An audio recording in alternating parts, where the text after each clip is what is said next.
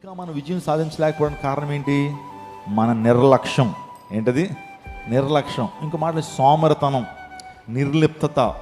ఎన్నో సందర్భాల్లో నువ్వు చదివితే చాలా బాగా చదువుతావు, కానీ చదవు. ఏంటి? వాయిదాలు వేసేటువంటి తత్వం. రేపు చదువుదాంలే, ఆ తర్వాత రేపు వచ్చిన తర్వాత ఈరోజు మంచిగా రెస్ట్ తీసుకుంటాను, రేపు నుంచి చదువుదామని జనవరి నుంచి మొదలెడతాం. మనం చదువుదామని చెప్పి పుస్తకాలన్నీ ముందేసుకుంటే ఈరోజు కాదులే, ముహూర్తం బాగాలేదు, రేపు చదువుదాం. అలా అని రేపు రేపు రేపు అని చెప్పి జనవరి నుంచి ఎప్పుడు వచ్చేస్తుంది? మార్చి వచ్చేస్తుంది. ఇంకా పుస్తకాలు తీయు, నువ్వు ఇంకా దాని మీద ఫోకస్ పెట్టవు. ఇంకా ఎగ్జామ్స్ ఇంకా 15 రోజులు ఉందో అప్పుడు మొదలెడతావు. అంతా గజిబిజిగా ఉంటుంది నీకు. నిర్లక్ష్యం. అసలు మన యొక్క స్టూడెంట్స్తో నేను మాట్లాడుతున్నాను, అసలు మన డ్యూటీయే చదవటం కదా.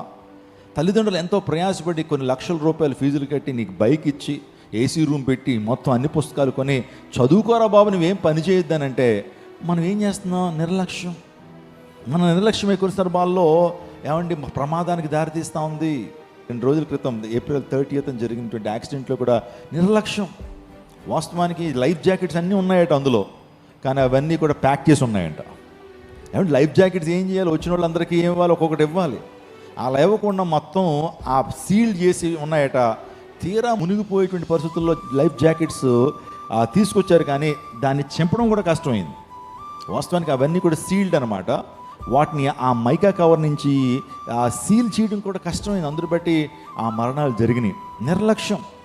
ఏమవుతుందిలే అనేటువంటి ఆ నిర్లక్ష్య భావం. అందరూ బట్టి దేవుని లేఖనం చెప్తుంది, నీ హృదయం భద్రంగా కాపాడుకొనుము. నీ హృదయం నుంచి జీవధారలు బయలుదేరును కాబట్టి అన్నిటికంటే ప్రాముఖ్యంగా నువ్వు హృదయాన్ని భద్రం చేసుకో. నీ హృదయంలోకి ఎటువంటి ఆలోచనలు వస్తున్నాయి? నీ హృదయం ఎలా ఆలోచన చేస్తూ ఉంది? నీ హృదయంలో ఉండే పాపపు తలంపులు ఉన్నాయా? వాటిని సరిచేసుకోవడానికి నువ్వేం చేయాలి? ఇష్టపడాలి.